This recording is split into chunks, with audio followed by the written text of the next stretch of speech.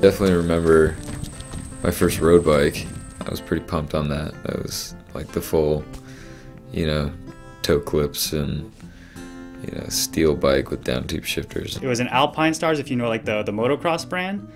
So it was just kind of like this one-off bike they made, and it was a mountain bike, but it was one big fat down tube about yay big the whole way down, and then it kind of split in the bottom. And yeah, I was rocking that for a long time.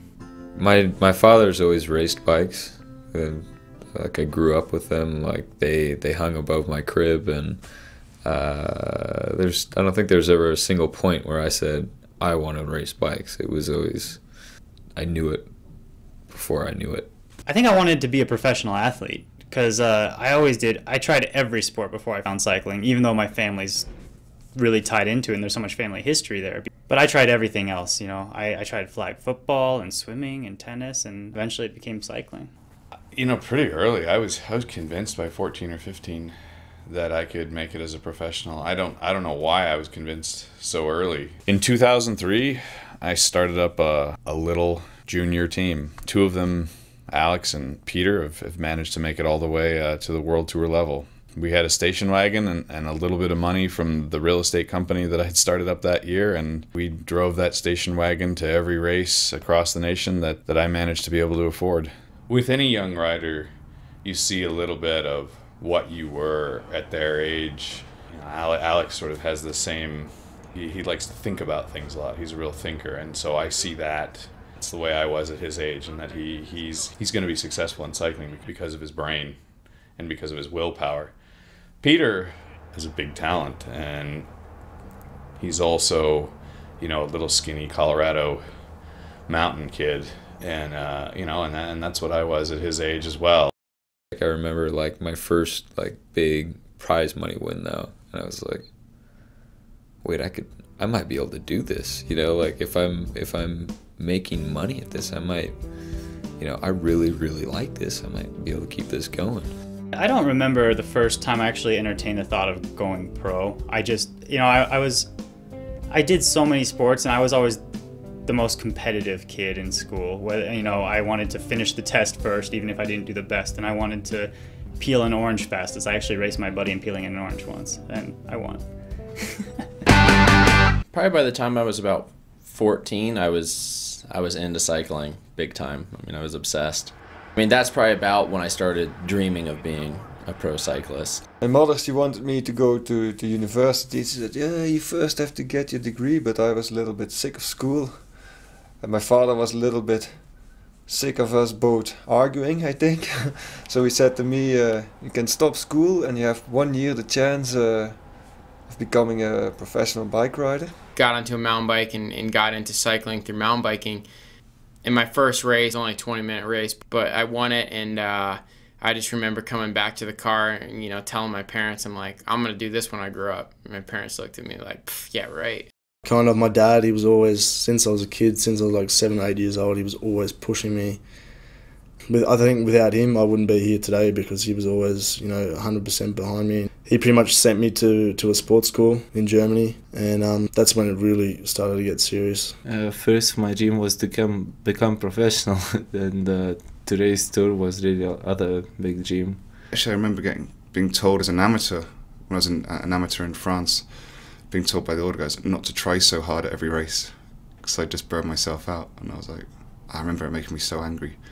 I missed a race one day in Copenhagen, and I just completely lost my mind. I packed all my stuff, and I went back to the airport, and they brought me back, and they calmed me down, because I was like, oh man, I'm not cut out for this. I was 20 years old and just lost. I was so scared, and those experiences have actually they haven't dissipated. I still do those to this day. The pro level, everyone's talented, everyone's training hard.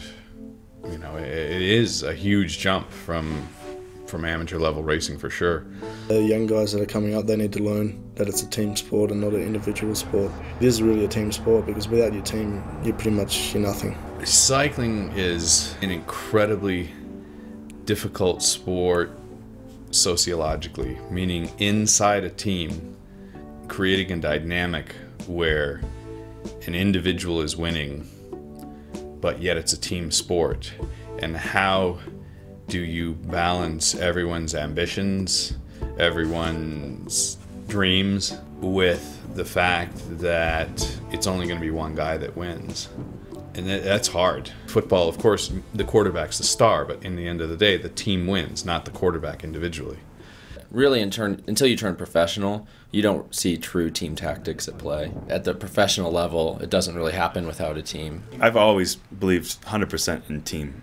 That's from my roots as a team pursuiter and, kind of one for one, one for all for one kind of thing.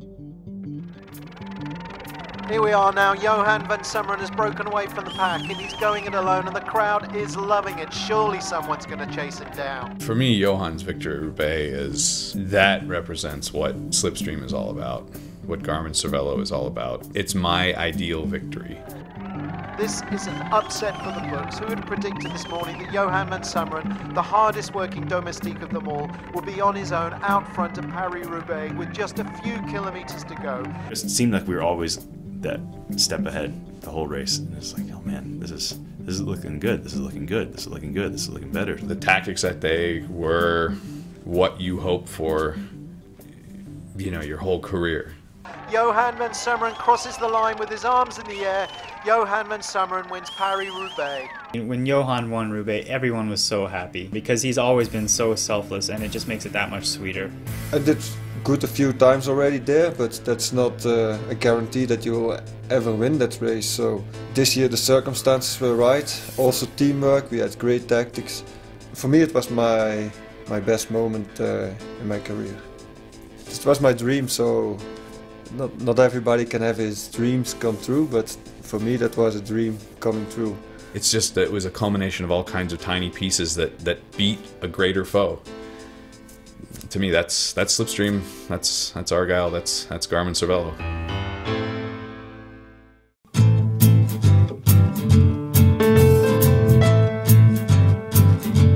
The team time trial was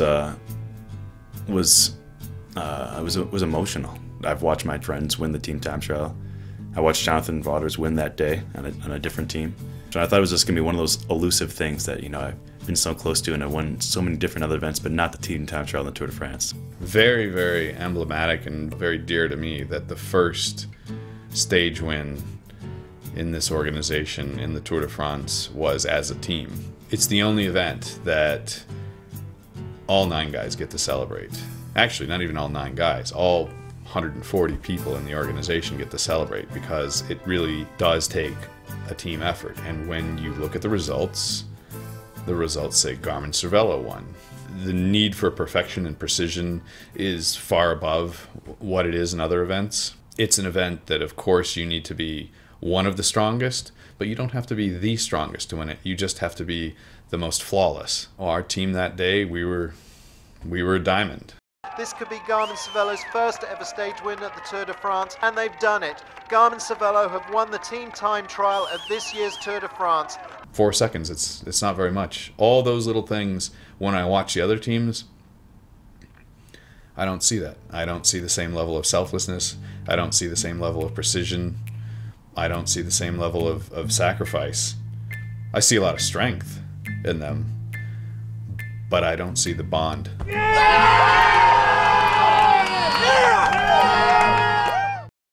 At the start of the tour, I set 5 objectives for the guys. We're going to put a rider in the top 10. We're going to wear the yellow jersey. We're going to win the team time trial, and we're going to win the team classification. But the team classification wasn't something that just happened, on the Champs-Élysées. It had happened over, 21 days.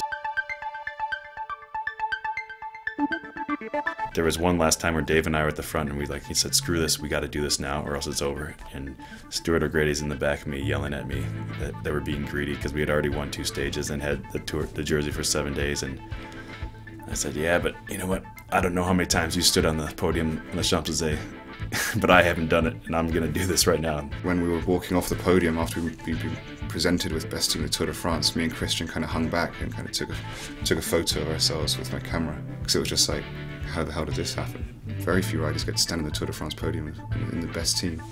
It's in a team that we've built ourselves and take such pride in. And I can definitively say that on the Champs-Élysées, if you look carefully, we were the most successful team in the Tour de France, but we were also the most tired team in the Tour de France.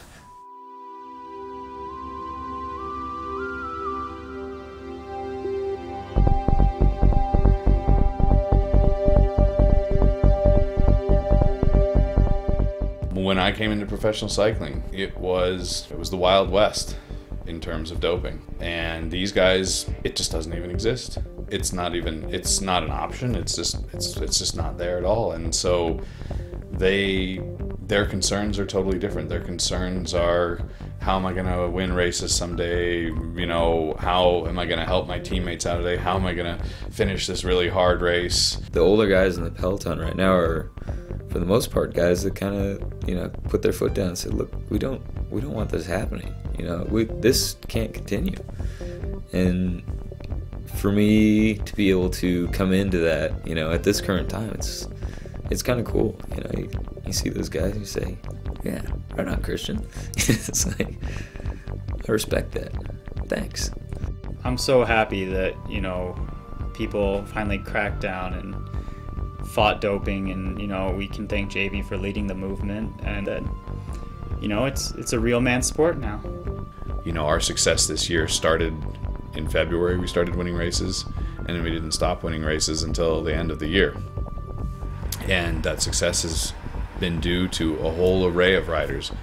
There is no individual that you can say, well, that's the guy that made Garmin-Cervelo's year. It was the culmination of each and every person on the team, and each and every person on the team being supported better than they had in the past, being more ambitious they had in the past, and having the team infrastructure behind them being more organized than we have been in the past. I think we're just getting better at the job.